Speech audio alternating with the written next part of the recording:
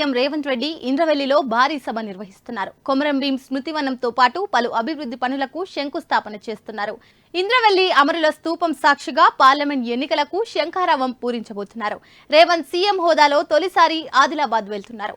ఇంద్రవెల్లి ఆయనకు emotional sentiment గా మారింది. 2021లో పీసీసీ చీఫ్ గా పదవి చేపట్టాక ఇంద్రవెల్లి స్తూపం దగ్గర వెళ్లి నివాళులర్పించారు. 2022 ఆగస్టు 9న అక్కడి నుంచే ఎన్నికల ప్రచారాన్ని ప్రారంభించారు. తాజాగా పార్లమెంట్ ఎన్నికల తొలి సభను కూడా అక్కడే నిర్వహిస్తున్నారు.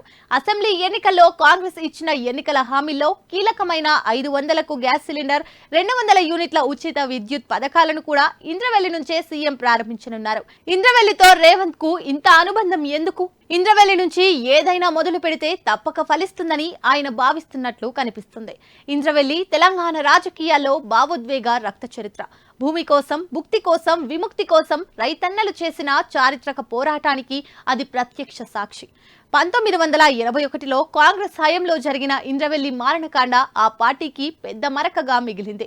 ఇంద్రవెల్లి తర్వాత జరిగిన పరిణామాలతో ఉమ్మడి ఆంధ్రప్రదేశ్ రాజకీయాలు కీలక మలుపు తిరిగాయి. నక్సల్స్ ఉద్యమం మరింత ఊపందుకుంది. అప్పటికి 35 ఏళ్లుగా పాలిస్తున్న కాంగ్రెస్ పై ప్రజల్లో అసంతృప్తి పెరిగిపోయింది. 1982లో ఎన్టీఆర్ స్థాపించిన టీడీపీ కేవలం 9 నెలల్లోనే అధికారంలోకి వచ్చింది. 1981 నుంచి ఇంద్రవెల్లి ఏదో విధంగా వార్తల్లో నిలుస్తూనే ఉంది. నక్సల్స్ అక్కడ స్తూపం నిర్మించగా పోలీసులు ధ్వంసం చేశారు. నక్సల్స్ ఉద్యమానికి ఆ స్తూపం పరిచయం అక్కర్లేని ఉదాహరణ. మారిన రాజకీయ పరిస్థితుల్లో సాక్షాత్తు రాష్ట్ర ముఖ్యమంత్రి, కాంగ్రెస్ పార్టీకి చెందిన అగ్రనాయకుడు ఆ స్తూపానికి నివాళులర్పించి ఎన్నికల ప్రచారం ప్రారంభిస్తున్నారు. ఇంద్రవెల్లి అమరవీరుల కుటుంబాలకు ఆర్థిక సాయం, ఇందిరమ్మ ఇళ్లు, ఇళ్ల పట్టాలు పంపిణీ చేయబోతున్నారు. 1981 ఏప్రిల్ 20న ఇంద్రవెల్లి మారణకాండ జరిగింది. పోలీసుల కాల్పుల్లో 50 మంది రైతులు, రైతు కూలీ సంఘం కార్యకర్తలు ప్రాణాలు విడిచారు. పోడు భూములకు పట్టాలివ్వాలని, తాము పండించిన పంటలకు, సేకరించిన అటవీ ఉత్పత్తులకు గిట్టుబాటు ధర కల్పించాలని రైతులు ఆ రోజు సభ నిర్వహించారు.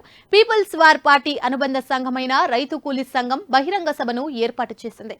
ఉమ్మడి ఆదిలాబాద్ జిల్లాలోని గోండు, కోలాం, వారదాను, ఓజల్ తదితర గిరిజన తెగల రైతులకు న్యాయం చేయాలన్న డిమాండ్తో ఈ సభ నిర్వహించారు.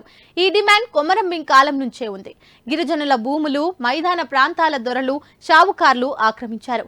బాధితులకు న్యాయం చేయడానికి ప్రభుత్వం ఎన్ని చట్టాలు తెచ్చినా ఫలితం లేకపోయింది. భూస్వాములు, పోలీసులు, అటవీ అధికారులు కుమ్మక్కై అడవి బిడ్డల శ్రమను, సంపదను దోచుకున్నారు. ఎదురు తిరిగిన వారిపై దాడులకు పాల్పడ్డారు. ప్రభుత్వం దాడులను గిరిజనులకు, గిరిజనేతరుల మధ్య జరిగిన ఘర్షణలు అని ప్రచారం చేసింది. ఈ నేపథ్యంలో సిపిఐ, ఎంఎల్, పీపుల్స్ వార్ నక్సలైట్లు గిరిజనులకు అండగా నిలిచారు. గిరిజనులు తాము కోల్పోయిన భూములు అన్నల సాయంతో తిరిగి దక్కించుకున్నారు. ఈ క్రమంలో పోలీసులకు, గిరిజనులకు మధ్య ఘర్షణలు జరిగాయి. ఉద్యమాన్ని సమీక్షించుకోవాలని రైతు కూలీ సంఘం ఉట్నూరు తాలూకా ఇంద్రవెల్లి గ్రామంలో ఏప్రిల్ 20న గిరిజన రైతు కూలీ మహాసభ జరపాలని నిర్ణయించింది. ఆదిలాబాద్ జిల్లాలో పోస్టర్లు, కరపత్రాలతో విస్తృతంగా ప్రచారం చేశారు. ప్రభుత్వం దీనికి కౌంటర్ గా గిరిజనేతర రైతు సంరక్షణ సంఘం సభను ఆ రోజే ఏర్పాటు చేస్తున్నట్టు ప్రచారం చేసింది. నిజానికి అలాంటి సంఘం ఏది ఉనికిలోకి లేదు. కానీ ఇరుపక్షాల మధ్య గొడవలు జరుగుతాయని పోలీసులు అబద్దాలు ప్రచారం చేసి 144 సెక్షన్ విధించారు. స్పెషల్ పోలీసు బలగాలు రంగంలోకి దిగాయి. ఇంద్రవెల్లిలో కర్ఫ్యూ విధించి భయానక వాతావరణం సృష్టించారు. సభకు వస్తున్న ప్రజలపై పాశవిక దాడులు చేశారు. అయినా గిరిజనులు, రైతు సంఘం కార్యకర్తలు ముందుకు దూసుకెళ్లారు. సాయంత్రం 5 గంటలకు పోలీసులు ఎలాంటి హెచ్చరికలు లేకుండా కాల్పులు జరిపారు. అడవుల్లోకి పారిపోతున్న గిరిజనులను వెంటాడి వేటాడి మరీ కాల్చి చంపారు. 50 మంది చనిపోగా వందల మంది గాయపడ్డారు. అయితే కేవలం 13 మంది మాత్రమే చనిపోయారని ప్రభుత్వం చెప్పింది. మృతదేహాలకు పోస్ట్ మార్టం నిర్వహిస్తే పోలీసులు చిక్కుల్లో పడతారని శవాలను దహనం చేయించింది. ఈ మారణ కాండపై దేశవ్యాప్తంగా నిరసనలు వెల్లువెత్తాయి. అమరులకు నివాళులర్పిస్తూ అనేక ప్రాంతాల్లో సభలు జరిగాయి. రైతు కూలీ సంఘం 1986 ఇంద్రవెల్లిలో అమరుల స్మారక స్తూపం నిర్మించింది.